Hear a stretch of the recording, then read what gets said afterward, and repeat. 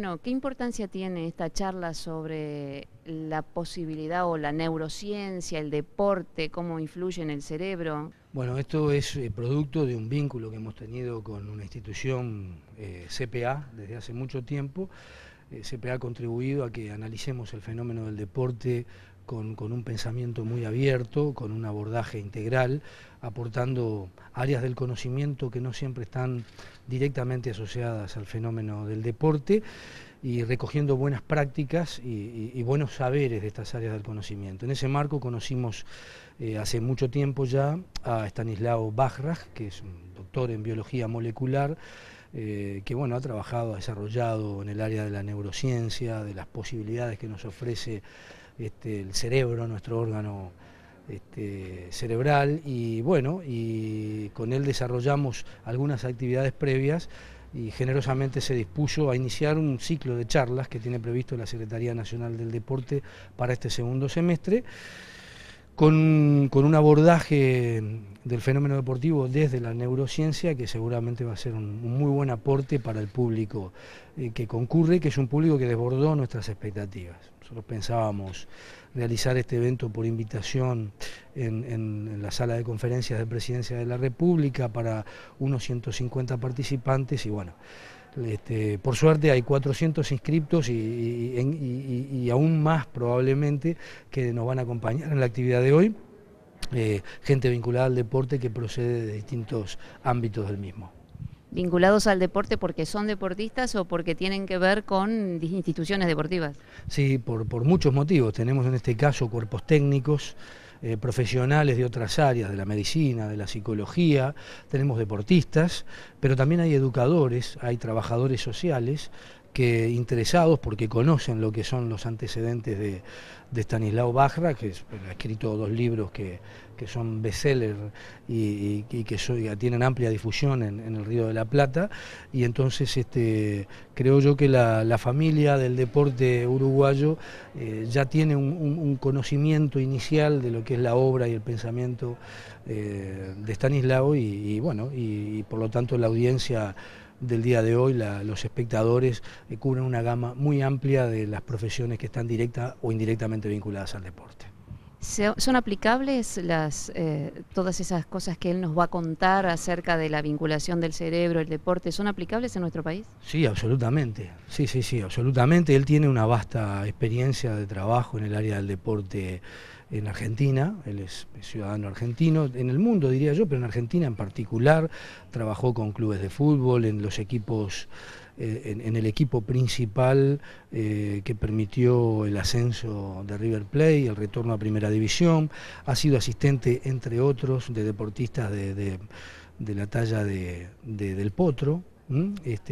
Y bueno, en general trabajando en equipos multidisciplinarios, pero él con un aporte personal muy importante. Estamos ante un científico muy interesante, donde lo que transmite no es solamente un esfuerzo intelectual, teórico, sino el producto de una experiencia directa de aplicación en el deporte que entendemos que es muy aplicable a Uruguay.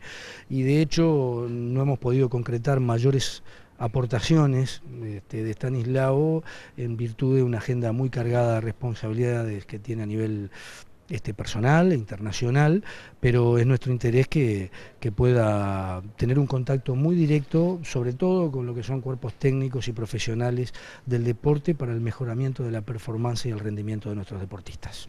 Y estas charlas que comienzan hoy en este segundo semestre del año, ¿cómo van a continuar?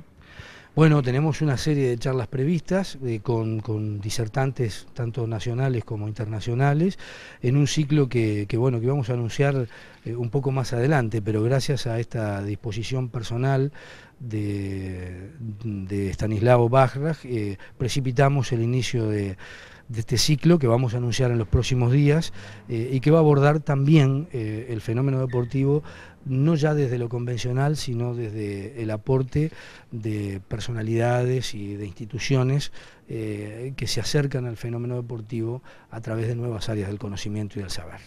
¿El cerebro funciona todo, pero solo todo junto, un 2%?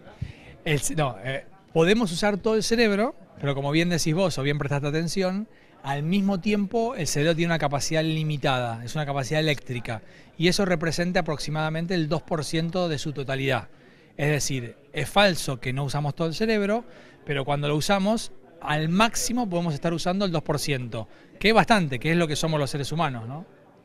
Y no tenemos dos hemisferios.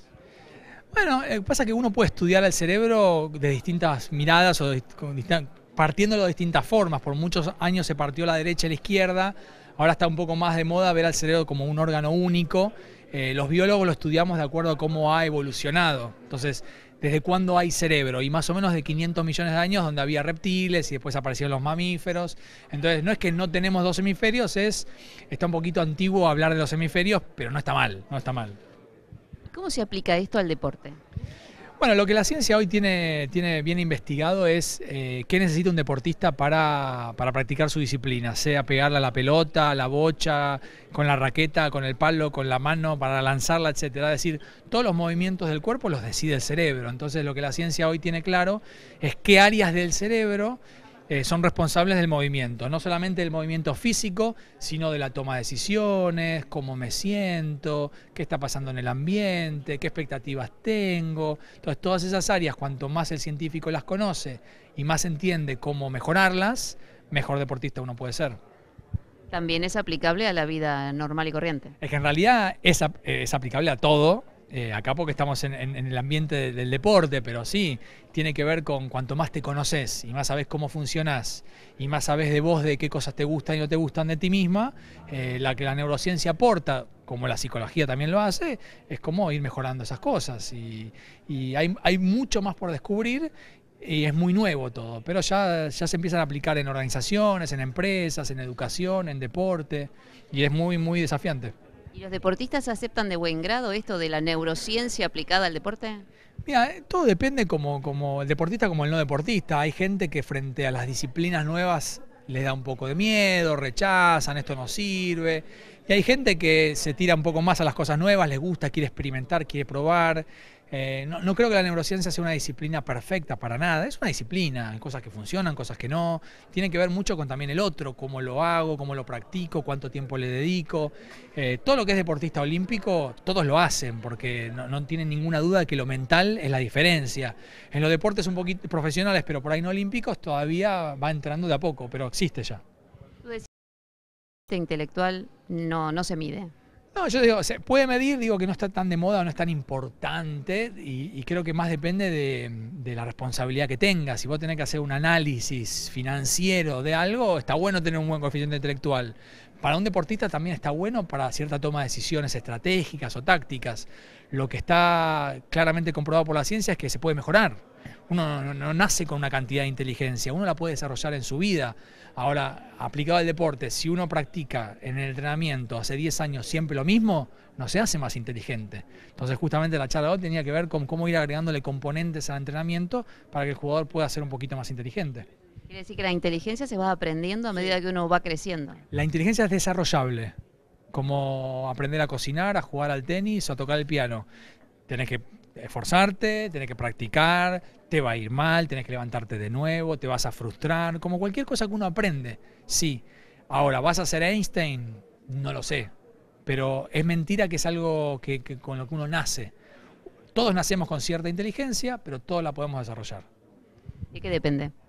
No, de trabajo, de practicar, de hacer ejercicios, de la técnica, de un buen maestro, coach que te motive y sobre todo de algo que es muy intuitivo pero que ahora es muy científico, de tener ganas.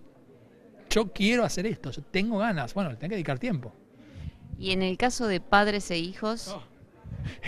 Qué pregunta amplia, ¿qué? Y es un tema súper interesante todo lo que tenga que ver con educación. Los padres no tenemos o no aprendimos los recursos desde un marco teórico, la escuela, la universidad, nuestros propios padres, a cómo hacer bien o mal con los hijos. Creo que no hay una receta perfecta, pero también de nuevo la neurociencia lo que te va aportando es, bueno, cómo un chico aprende, por qué un chico decirle que no sirve de nada.